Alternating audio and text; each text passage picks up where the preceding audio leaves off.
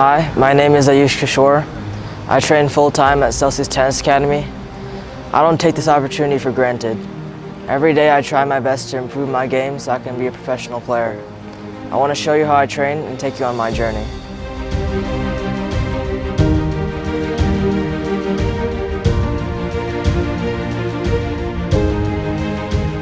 Hey guys, welcome to day 5.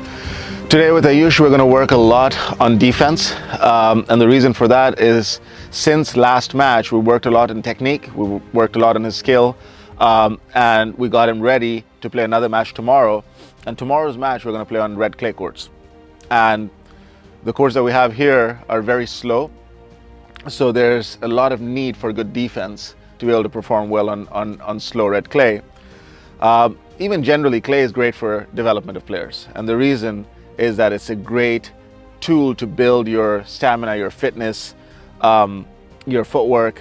You have to play longer points because it's a skill neutralizer, the surface is. Because on a hard, fast court or an indoor court, if you hit a really good shot, penetrating shot deep, that shot has a lot more impact because the ball's not slowing down, it skids through.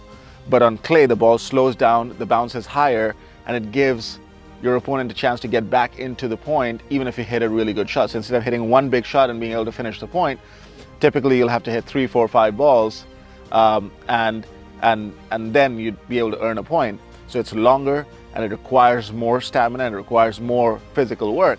So it's good for development. That's one of the reasons why we play on the slow red clay, to kind of develop an all-court game.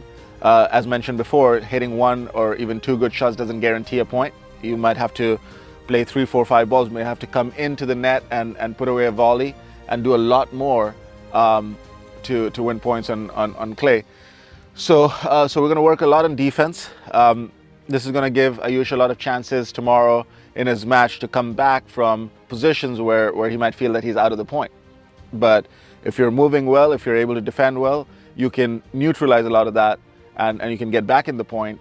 And you can not just frustrate the opponent by playing long points, but also make the match more physical and challenge the opponent physically, not just with the skill. So that's what we're going to work on. Tomorrow he's going to be playing a kid, Marco, from Serbia.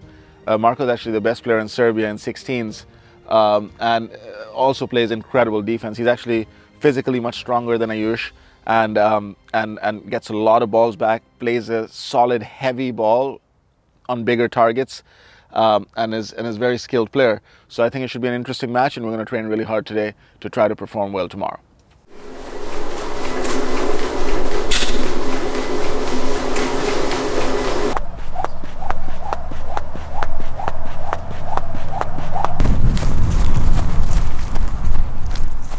From a technical perspective, there's another benefit to doing a lot of defense work.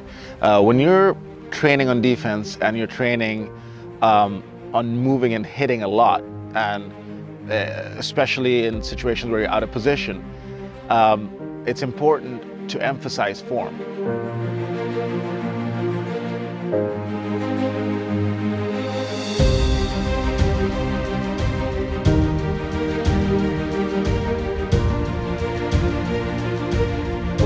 Good base and good balance in the start when you're fresh and your ball's coming right to you, it's not as difficult.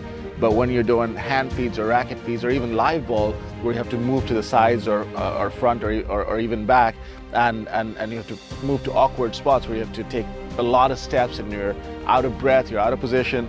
And in those situations, if you can maintain form, then it becomes much more permanent.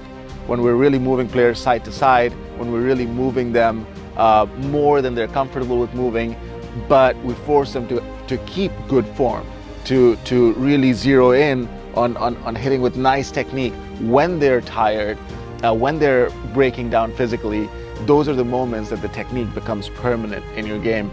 And both in pressure situations during matches, as well as difficult situations in terms of the player hitting a good shot that you have to combat, that technique becomes much more natural and becomes much more ingrained if you are used to challenging yourself in difficult situations and keeping that form. So that's one other reason why it's important to have good form and technique when you're doing these difficult defensive drills.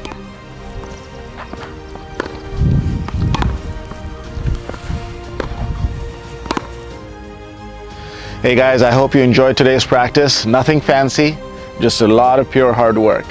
And it was great to see how tired and exhausted Ayush was at the end of practice today, because I think that's the best feeling in the world, honestly.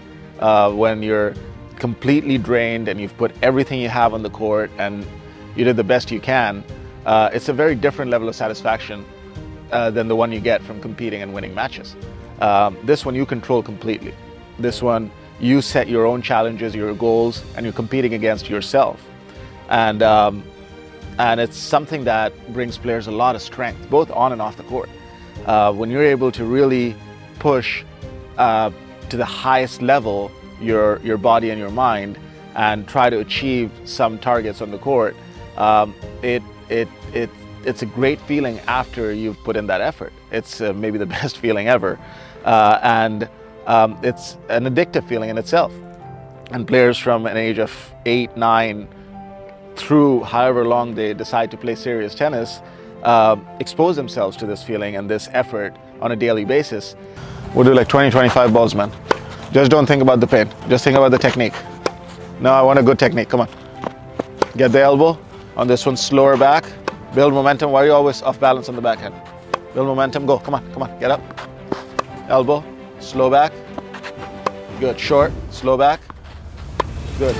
And it is something that helps players in every aspect of life. It's not just on the tennis court. It makes them stronger. It makes them be able to deal with adversity and difficulties in so many other areas because they've been through that on a daily basis on the tennis court. So I think it's a wonderful feeling that players have and coaches as well from being involved in that. And really, this is what tennis is about. And I'm really glad that you guys were able to watch some of this. And hopefully you can take some stuff away from it in your practices as well. And yeah, all I can say is that it's I'm really proud to be able to have these kind of practices for Ayush. No matter how challenging it gets, I'll never quit. I'll see you tomorrow.